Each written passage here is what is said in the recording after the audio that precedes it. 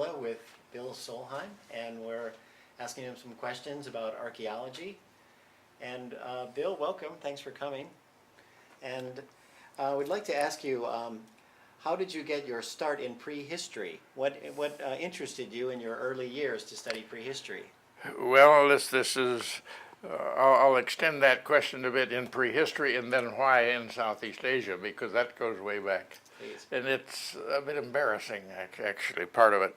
I was always interested in museums, even when my father was a university professor, and when he had a sabbatical, we were back in Ithaca when I was 9, 10 years old. And I've just been around in the United States a fair bit. I love museums. I always liked museums, which seems to me sort of peculiar. It seems to me lots of little kids, lots of people don't care for museums, or the older ones that just had lots of stuff with no relationship and everything else. But I like them just that way. And I love cemeteries.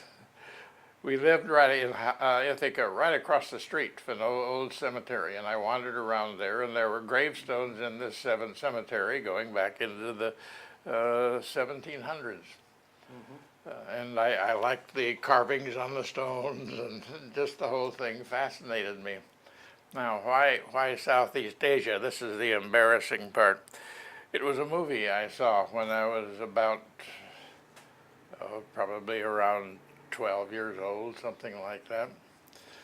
Sabu the Elephant Boy. And this was imaginary, but based a little bit on Angkor, as it took place in Southeast Asia. And somewhere, about the middle of this movie, Sabu had fallen asleep in the jungle, woke up, and was walking around a little bit and fell into an underground cave. For some reason, the lighting was very good. They took pictures in the underground cave when he fell there, and it was just full of cobras. There were cobras up there everywhere.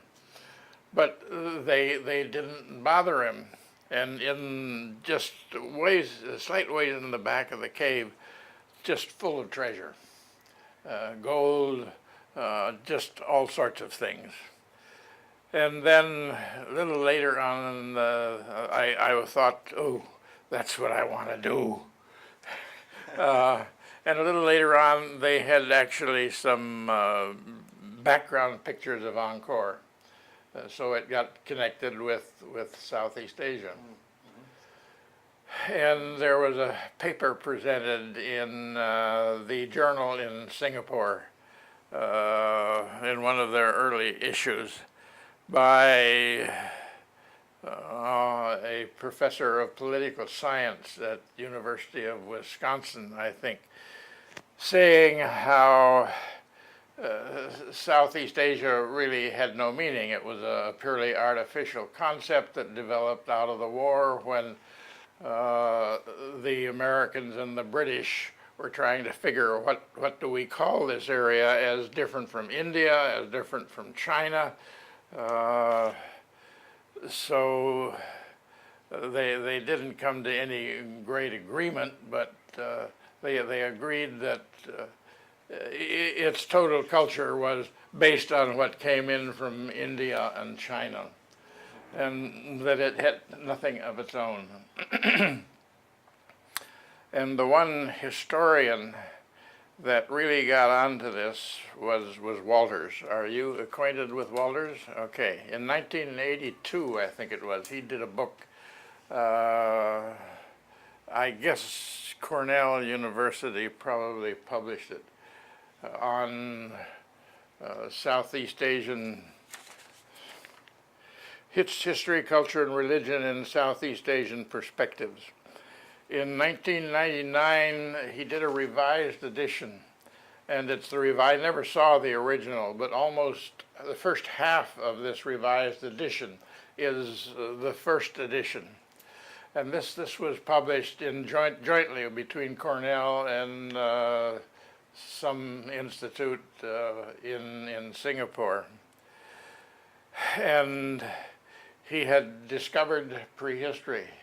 He'd been talking about the different polities before in Indochina, and in the original book, why, okay, these were either Indian, or for Vietnam, these were Chinese, and this is what sort of formed things for the elite, didn't have much effect on the common people. But he read a book that had papers by Joyce White. You must be acquainted with that name. Okay, on heterarchy. And this was something totally new to him. And he became, I have the impression like that, convinced, okay, this is something that we just haven't thought about.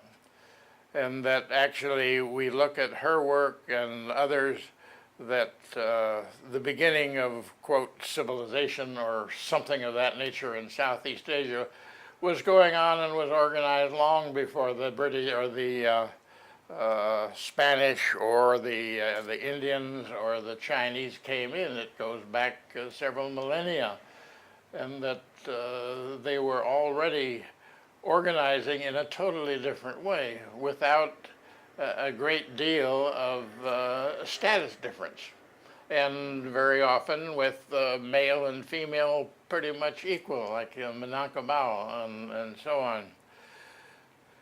And he, in the second half of that revised book, have either of you ever read it?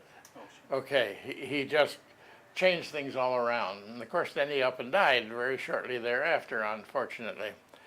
So that I don't know what impression that book has made. I haven't seen it referred to particularly.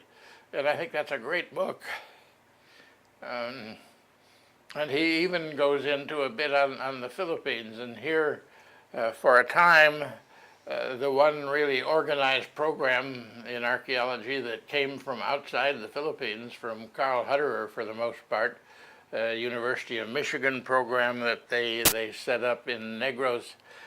The two women that continued with that from Wisconsin and Michigan, Junker and Bacchus, were writing about chieftains and the international trade and how there were actual real chieftains in the Philippines.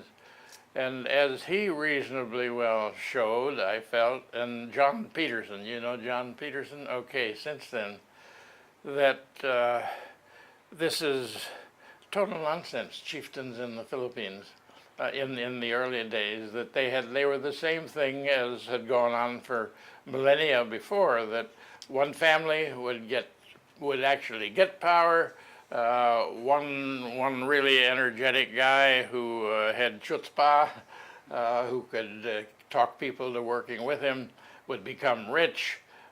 His children, first children at least, might have been not too bad, but by the time of his grandchildren, all their interest was in spending the money, and that the power moved elsewhere. It was not inherited and continuing in what a true chieftain is supposed to be, or a young estate, something like that. It was just constantly moving on.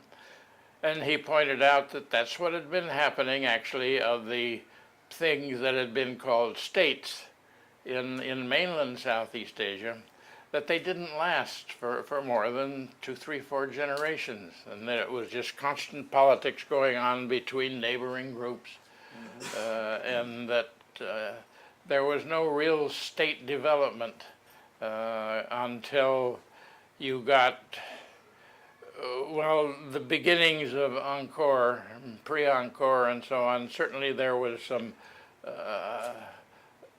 different sort of power growing then. And this is a